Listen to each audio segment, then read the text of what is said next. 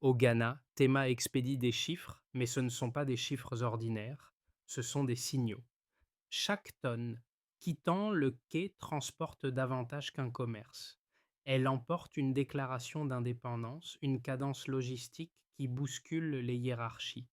Comment une ligne ferroviaire tendue vers le Burkina Faso peut-elle redéfinir la souveraineté africaine? Et pourquoi le nom d'Ibrahim Traoré résonne-t-il dans chaque conteneur comme un battement? Le monde fixe le port, sans voir qu'il tremble déjà sous le poids d'une révolution silencieuse faite d'acier, de procédures et d'itinéraires réécrits. Le calme apparent du port de Tema dissimule une bascule stratégique que peu de caméras ont su capter. En reliant le Ghana au Burkina Faso, un couloir commercial devient d'un test grandeur nature pour l'autonomie africaine. Le risque est immense. Une seule faille dans la chaîne logistique et des millions de vies au Sahel pourraient se retrouver suspendus à un quai saturé. Mais la promesse, elle, est encore plus vaste. La preuve qu'un continent peut se nourrir, commercer et grandir sans devoir de compte à Paris ni à Washington. C'est cette ligne ténue entre dépendance et souveraineté qui attire l'attention, celle qu'Ibrahim Traoré a placée au centre de son discours politique. Car derrière chaque conteneur se joue une idée simple, que la coopération africaine n'a pas besoin d'être validée par d'autres pour exister. Le Ghana, par ce pari, met en jeu plus que son économie. Il engage l'honneur et la crédibilité d'un continent décidé à écrire ses propres règles. Le chiffre a surpris même les économistes d'Accra. En 2020,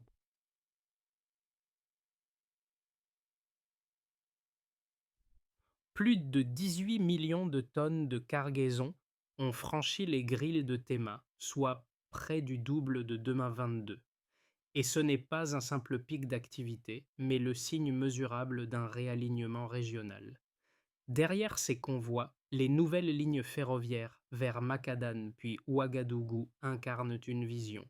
Connecter le cœur du Sahel à la mer, rendre le Burkina Faso respirable au milieu des sables et des sanctions. Chaque conteneur quittant Tema ne livre plus seulement des marchandises, il transporte un message, celui d'une Afrique qui s'organise selon ses propres priorités. Le Ghana, longtemps perçu comme modèle de stabilité pro-occidental, glisse doucement vers un rôle plus neutre mais infiniment plus influent, celui d'un pays-pont. Les négociations de 2025, abolissant la TVA sur les biens en transit et annonçant une douane numérique, marquent cette transition concrète entre coopération diplomatique et solidarité fonctionnelle. Ce basculement n'a rien d'abstrait. Il s'observe dans les factures, les délais d'attente, la poussière accumulée sur les pare-brises des camions alignés. Les commerçants burkinabés le savent mieux que quiconque. Une journée de blocage à Tema peut anéantir 2 mois de bénéfices. Et pourtant, malgré la bureaucratie, malgré les postes de contrôle, les flux s'intensifient. Les routes, les rails, les registres se transforment en instruments de souveraineté. Ce n'est plus un dossier de politique étrangère, c'est une infrastructure morale. Car dans cette alliance silencieuse entre les docks d'Accra et les marchés de Ouagadougou se joue plus qu'une coopération économique, une réécriture de la carte du pouvoir africain menée sans bruit, sans armes, mais avec la rigueur d'une logistique partagée. Au centre de cette mécanique nouvelle, une figure émerge, celle du conducteur anonyme qui relie Tema au nord. Ses journées commencent avant l'aube, son moteur résonne dans les vallées de la Volte, et chaque arrêt de douane devient un pari sur la patience. À travers ses yeux, la révolution logistique prend un visage humain. Les politiques signent, mais ce sont ces routiers, ces manutentionnaires, ces contrôleurs de quais qui traduisent la diplomatie en gestes quotidiens. Depuis qu'Ibrahim Traoré et John Mahama ont scellé leur accord, les convois se sont densifiés, plus rapides, plus réguliers, plus essentiels. Les premiers résultats se mesurent déjà. Les retards moyens ont chuté de 30%, les coûts de stockage ont été divisés presque par deux et de nouveaux marchés s'ouvrent pour les petits fournisseurs du Sahel. Chaque amélioration administrative équivaut à un souffle de survie. Les commerçants burkinabés qui, hier encore, perdaient leur marge dans la paperasse, redécouvrent la valeur du temps. Mais les effets ne sont pas qu'économiques. Ils touchent à la perception même de la solidarité régionale. Pour la première fois, un pays côtier agit en partenaire et non en protecteur, et dans cette inversion discrète des rôles se cache une transformation politique. La puissance ne se mesure plus à la distance entre Accra et Paris, mais à celle entre Théma et Ouagadougou. Ainsi, la diplomatie des rails redessine les hiérarchies. Le Ghana découvre qu'il peut influencer sans dominer. Le Burkina Faso qu'il peut dépendre sans se soumettre. Entre ces deux trajectoires, une Afrique nouvelle tente de tenir l'équilibre. Tout a commencé dans le silence feutré des bureaux gouvernementaux d'Accra. Début 2025, lorsque John Mahama est revenu au pouvoir, le ton du Ghana a changé. Les discours restaient polis, les poignées de main demeuraient diplomatiques, mais la boussole s'était déplacée. Sous la surface des formules protocolaires, un virage profond s'opérait. Le Ghana cessait de regarder vers l'Atlantique et orientait désormais son regard vers le Sahel. Ce basculement n'a pas été proclamé. Il a été exécuté, train après train, conteneur après conteneur. Le moment décisif fut la rencontre avec Ibrahim Traoré en février 2025 à Accra, un président élu, expérimenté et un capitaine révolutionnaire à peine trentenaire. Deux générations, deux styles, un même langage, celui de la souveraineté africaine. Ce qu'ils ont signé n'était pas qu'un traité sur l'énergie et les transports, mais une déclaration implicite. L'Afrique cessait de demander la permission de coopérer avec elle-même. Ce fut la première étincelle. Dans les semaines suivantes, les délégations du Mali et du Niger ont suivi, cherchant à s'intégrer au couloir Théma-Ouagadougou. Le projet ferroviaire, initialement conçu comme une simple infrastructure commerciale, s'est transformé en symbole politique. Les 97 premiers kilomètres de voie entre Théma et Makadane devinrent la promesse concrète d'un accès à la mer pour le Sahel. En parallèle, les investissements ghanéens, plus d'1 milliard de dollars dans la modernisation des terminaux, signalaient une intention claire, devenir la porte du Nord. Mais ce mouvement a provoqué des ondes de choc. À Paris et à Washington, les rapports diplomatiques se sont accumulés. Inquiétude sur la perte d'influence, soupçons sur une économie parallèle sahélienne. Un mémo européen a même évoqué la possibilité d'un système logistique hors de portée de la régulation occidentale. Pendant ce temps, sur le terrain, à Ouagadougou et à Bobo-Dioulasso, les chauffeurs et commerçants burkinabés ne parlaient pas de géopolitique. Ils parlaient de carburant, de délai, de survie. Chaque convoi qui franchit la frontière matérialise une contradiction. Plus la coopération s'intensifie, plus la tension diplomatique augmente. Et pourtant, les chiffres résistent. Les exportations burkinabées via Théma ont progressé de 40% en un an. Les postes de contrôle ont diminué, de 15 à une dizaine, selon les relevés de transporteurs. Même les taxes informelles commencent à reculer sous la pression d'accords bilatéraux.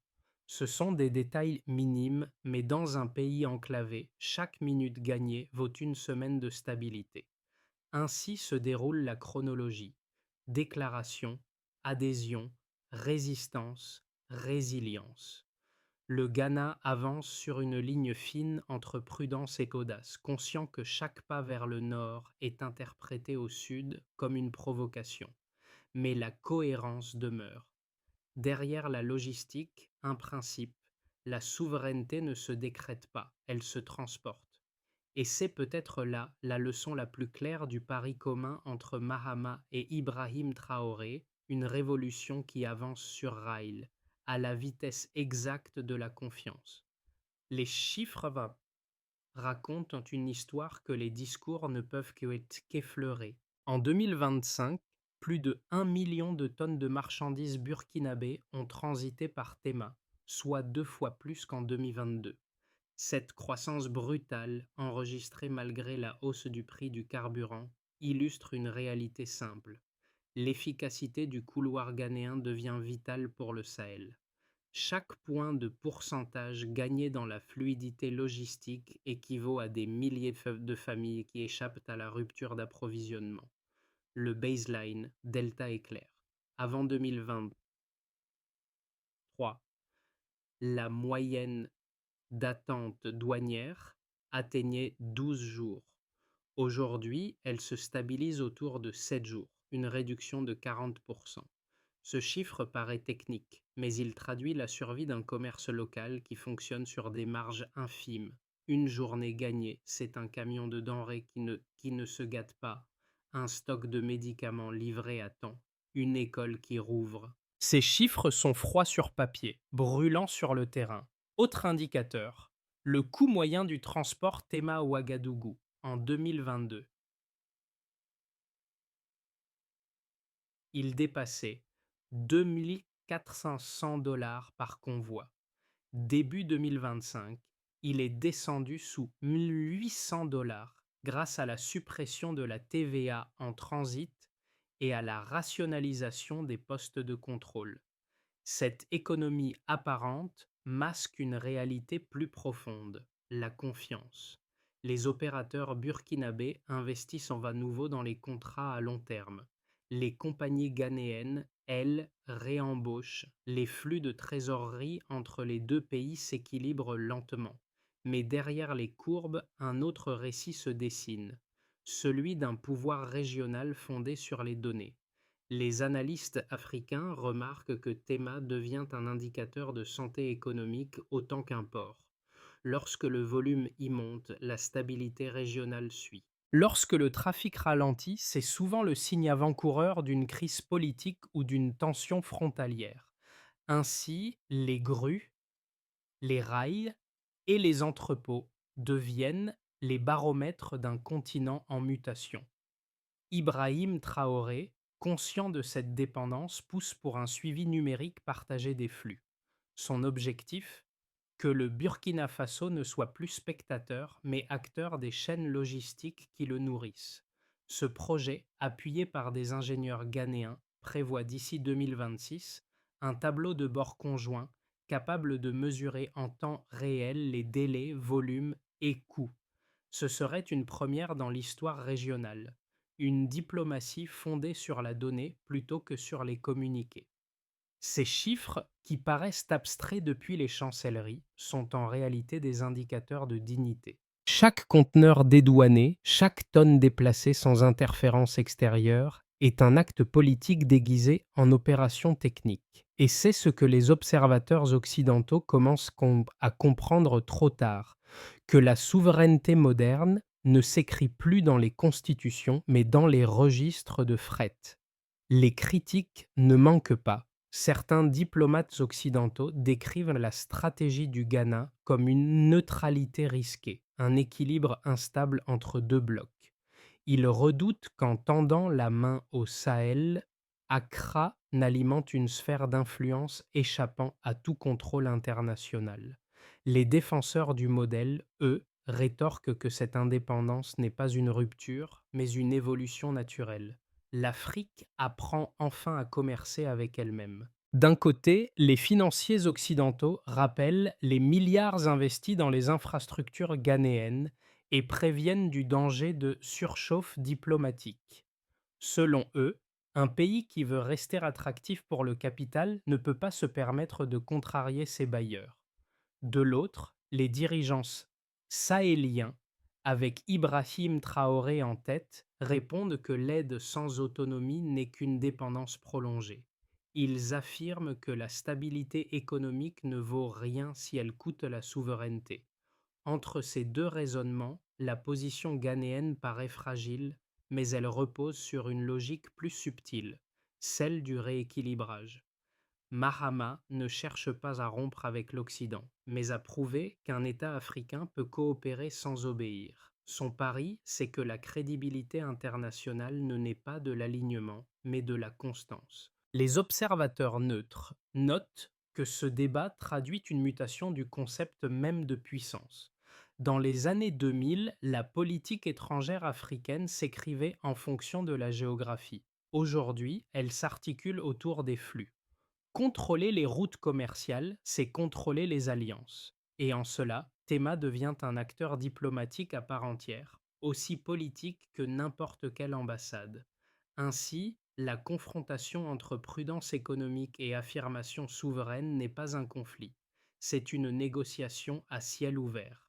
Et si le Ghana réussit, il aura démontré que la neutralité peut être non pas une absence de choix, mais un choix de maturité. Le bruit du port s'interrompt un instant. Tom... Tema n'est plus un port, c'est une frontière. Cette phrase, prononcée par un ingénieur ghanéen lors d'un briefing en 2025, résume le basculement.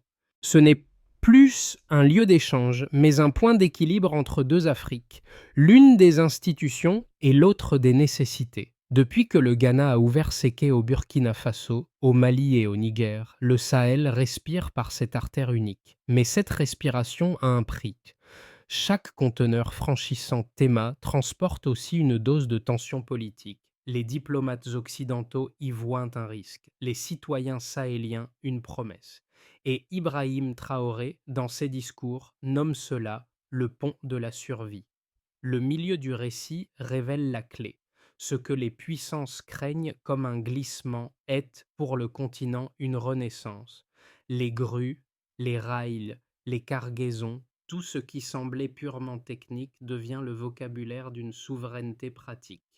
Au cœur du vacarme industriel, l'Afrique apprend à parler sa propre langue économique. Lorsque le Ghana a choisi d'ouvrir son port aux nations sahéliennes, il ne s'agissait pas seulement d'un geste diplomatique. Les effets se sont propagés comme une onde de choc dans quatre sphères bien distinctes: nationale, économique, sociale et régionale. À Accra, la politique de John Mahama a divisé l'opinion. Les partisans y ont vu une réaffirmation du rôle du Ghana comme puissance équilibrante, capable de dialoguer avec tous sans s'aliéner personne. Les opposants ont dénoncé un risque de dérive. Trop de complaisance envers les régimes militaires sahéliens, trop peu de garanties pour les investisseurs. Mais les résultats immédiats leur ont donné tort. La croissance portuaire a dépassé les 6,2% et les emplois logistiques ont augmenté de 15 000 postes en un an. Le couloir Tema-Ouagadougou a dopé le commerce transfrontalier. Les exportations de carburant, d'engrais et de matériaux de construction vers le Sahel ont bondi, stabilisant l'économie burkinabé fragilisée. Pour Ibrahim Traoré, cette interconnexion représente plus qu'un avantage commercial. C'est une assurance de survie économique. Sans Tema, le Burkina Faso suffoquerait. Avec Tema, il respire à nouveau. Les deux pays deviennent interdépendants, mais sur un pied d'égalité inédit. Dans les villes sahéliennes, les bénéfices se traduisent dans réalité simple: des marchés mieux approvisionnés, des hôpitaux fournis, des prix alimentaires qui cessent de grimper. Les camionneurs, autrefois condamnés à attendre des semaines, bouclent désormais un aller-retour en moins de 10 jours.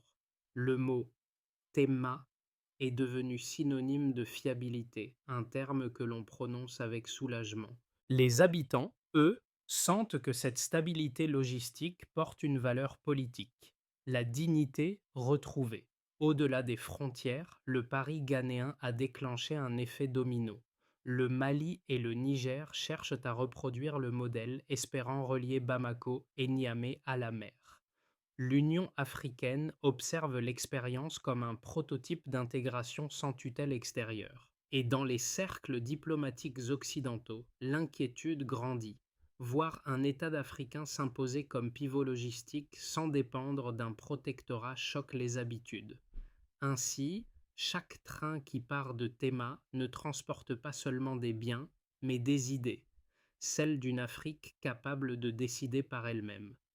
Ce que les observateurs qualifiaient de essai risqué est devenu un laboratoire de souveraineté. Et tant que les rails vibreront entre la mer et le Sahel, le message d'Ibrahim Traoré continuera de résonner. Celui d'un continent qui refuse d'attendre l'autorisation d'exister. L'avenir du couloir Théma-Ouagadougou se joue maintenant sur trois trajectoires possibles. Elles dépendent moins de la volonté politique que de la capacité à maintenir la confiance et la régularité des flux. Dans ce scénario, le Ghana continue d'équilibrer ses alliances. Les investissements portuaires progressent, la voie ferrée gagne du terrain vers le nord et les procédures numériques réduisent encore les délais douaniers. Les échanges se stabilisent autour de 1,2 million de tonnes par an et la coopération avec le Burkina Faso s'institutionnalise. La neutralité ghanéenne, bien que critiquée, prouve son efficacité. Le port reste ouvert à tous et le Sahel y respire.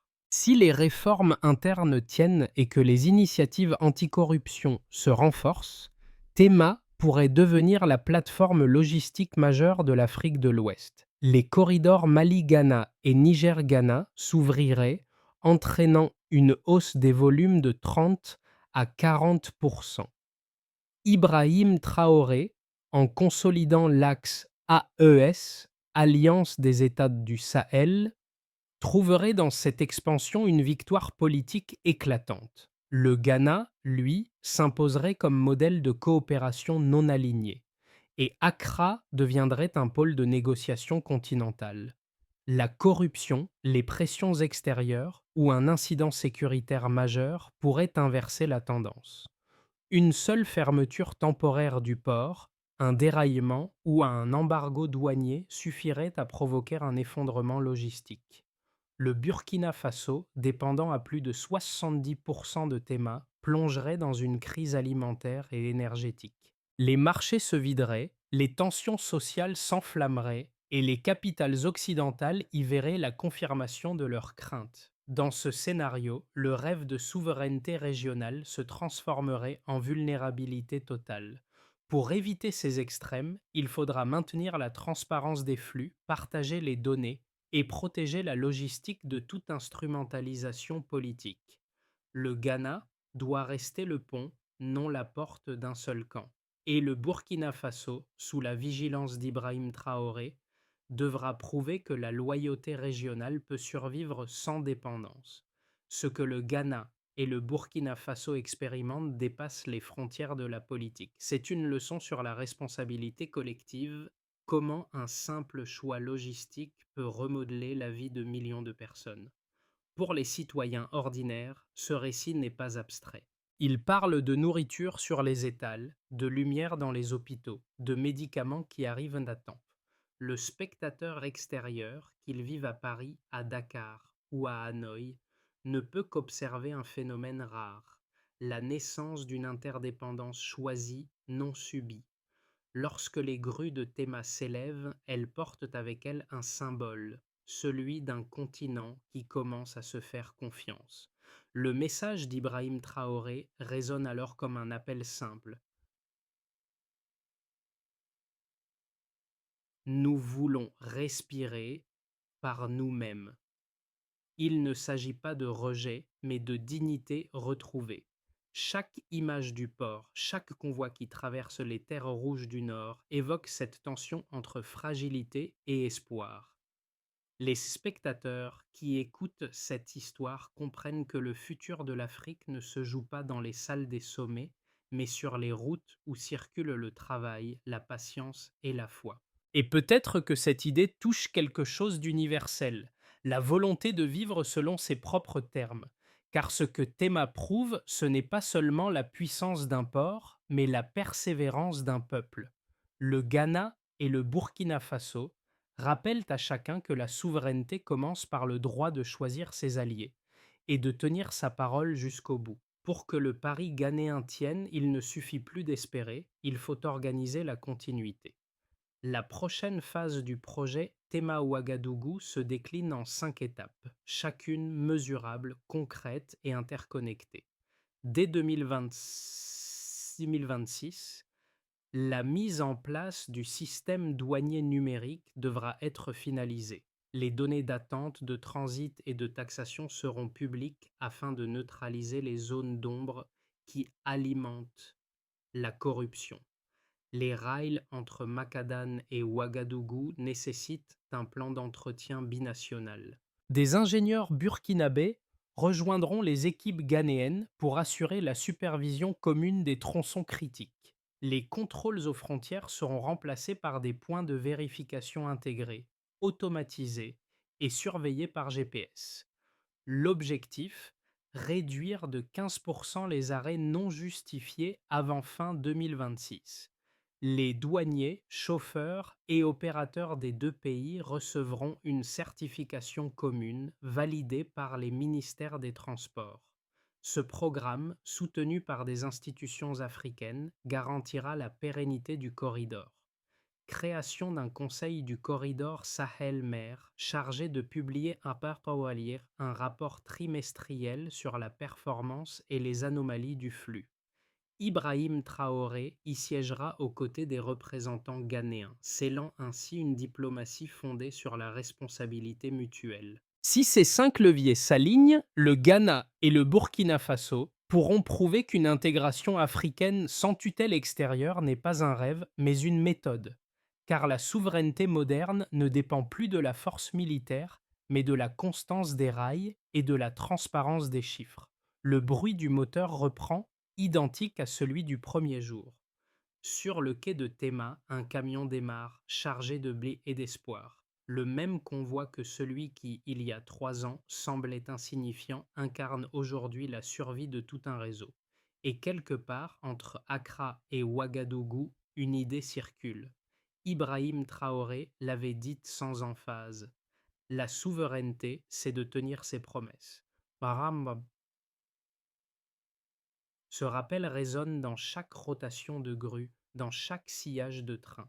Les nations ne se bâtissent pas seulement sur des traités, mais sur la régularité des gestes et la foi dans l'effort collectif. Ce port, ces routes, ces visages fatigués mais fiers, racontent le prix d'une indépendance concrète.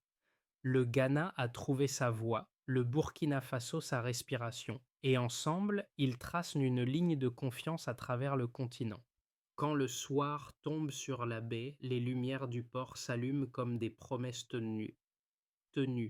La révolution tranquille continue, non dans les discours, mais dans le rythme patient des conteneurs qui avancent vers le nord. Ce que le Ghana et le Burkina Faso construisent dépasse la logistique. C'est une invitation à croire qu'entre la mer et le désert, il existe encore des ponts à bâtir.